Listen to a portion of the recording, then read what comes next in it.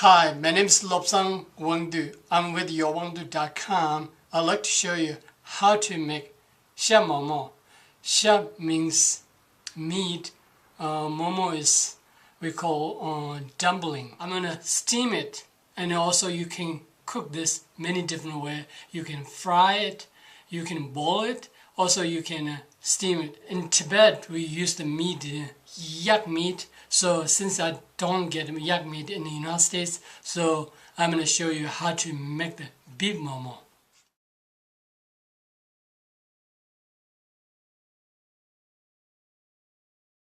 Preparing for the dough for 2 people, I'm going to use 2 cups of flour. Now I'm going to add the water. You have to mix pretty well. The dough is pretty good right now. I put 3/4 cups of water. So dough is pretty good. You have to knead really well until dough gets smoother. After I finish the kneading, I will put the dough in a plastic bag while I'm preparing the filling, because dough gets more soft and flexible when I make the momo. I'm preparing the pak choy. Basically, before I wash, I just take this out apart because they have so much junk in it. So that's why, before you wash it, you have to take it out. Next, I'm going to cut the ginger really small pieces too. I'm going to crush this thing. Easy to. If you crush the ginger, it's easy to cut. After I cut the ginger, now I'm going to cut the garlic. I'm using 4 cloves of garlic. Small pieces is better because you can get the flavor in every way. I use a really large onion, so I'm going to use half the onion. So now I'm chopping the baby pak choy. So also you have to cut really fine, small pieces as you can, so you can make momo much easier. If you put a really bigger pieces, sometimes it's really hard to make the momo. So that's why I cut everything very small. So about 1 cup of baby pak choy. Now I'm going to cut the green onion. So I'm using just two of them. So also you don't really have to have green onion to make the momo. I'm just cutting this really small pieces also too. So small the better.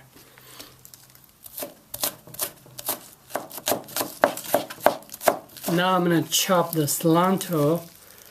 Cilantro also you don't have to have, but I like to use because cilantro gives you really good flavor with the momo. So I always use cilantro. I chopped half cup of cilantro.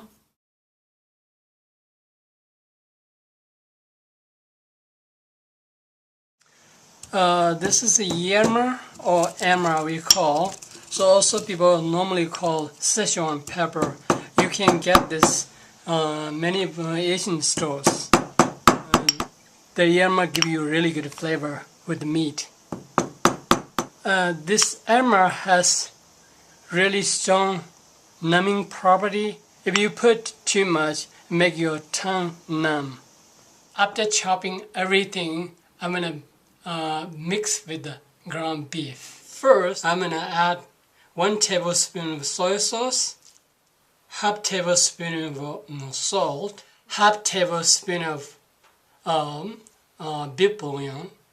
Also, I'm using ground beef, so basically it has I'm using half pound. So I'm gonna add the rest of my ingredients.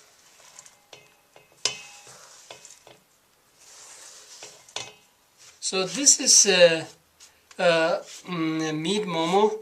Most Tibetans don't add vegetable in the meat momo, but I prefer to add a little bit vegetable because meat gets really soft. Without vegetable and onion, meat can be really dense. So that's why I'm adding all this stuff. Also, after you put everything together, you have to mix really well because I want to mix all the ingredients together really well, and then that gives you flavor everywhere. For the meat, I'm gonna add another tablespoon of water. That gives you juice in the momo. Okay, this is the ready to make the momo shape now. This is the steamer that I cook momo. In order to cook the momo, you have to spread the oil, otherwise we'll stick the momo inside the steamer. So that's why I'm gonna spread the oil. I'm using medium-sized steamer, or you can use any kind of steamer that you have. You need to buy steamer. You can get this kind of steamer at the Asian market. You may have this kind of small size steamer. That should do it. Because this steamer, you can put just few momos at the time. The doughs are ready to make the momo. So basically, this dough is a little too soft at the moment because I left too long in a plastic bag. So don't worry, I want to add a little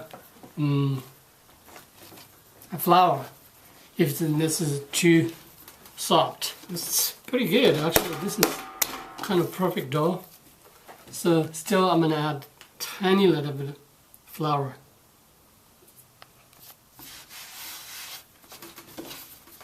I'm going to make this two-part. Basically, I will make this pretty lazy way to make the momo. Basically, I will flatten one time and this. So I'll show you how to do it like this. Basically, you make flattens as you can, and then cut with the cup. So you don't want to put too much flour. So if you have too much flour, hard to seal the momo together.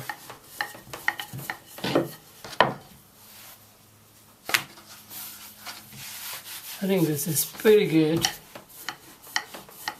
One thing, everything should be one thickness.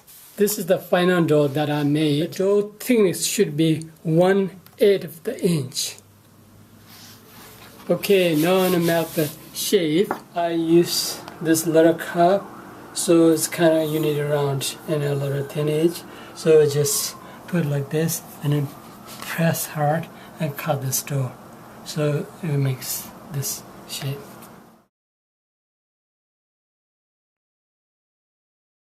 Now I'm gonna make how to make one by one. Basically, normally Tibetans make like this. So basically like this, make, then roll like this, and then you do like this. As you turn around, I kind of need like thin up. Actually mess up, I don't know how to roll really good. That's why I'm using the other one. Okay, I'm making the momo shape now. So first you just pinch for your left hand, then I just pinch again, and it's just as you go, you should kind of push down your right thumb as I'm showing you, like this, like this. It's pretty straightforward. So you have to close really well. The closing is very important because you want to have the juiciness inside. If you don't close it well, and juice come out and then taste is not good as juicy ones. So that's why the closing is very important. You can put either hand right or left. So I just do this left hand just close together, basically, as you go like this. So you don't have to worry too much as long as you close everything. You have to pinch and just put kind of together as you're using your left hand, left finger, and then just as you go, just go around and close it like this, close like this.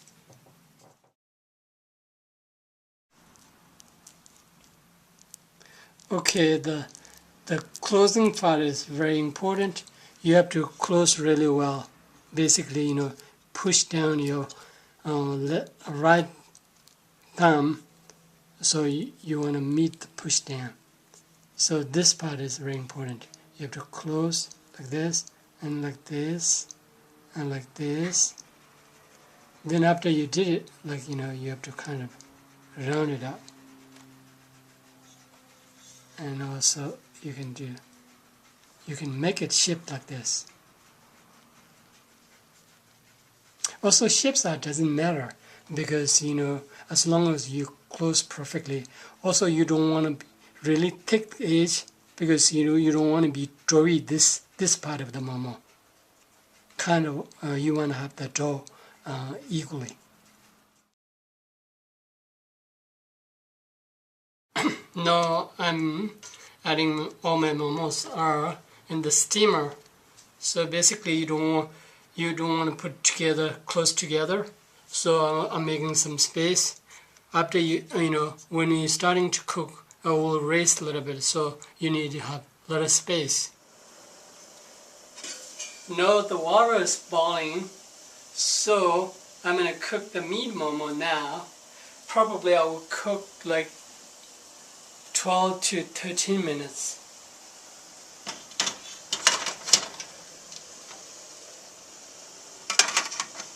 Okay, so I'm going to put the really high heat until you finish cooking. This is the final result of Sha Momo. If you like Tibetan food, this is going to be your favorite food. Thank you for watching this video. If you leave a comment, we really appreciate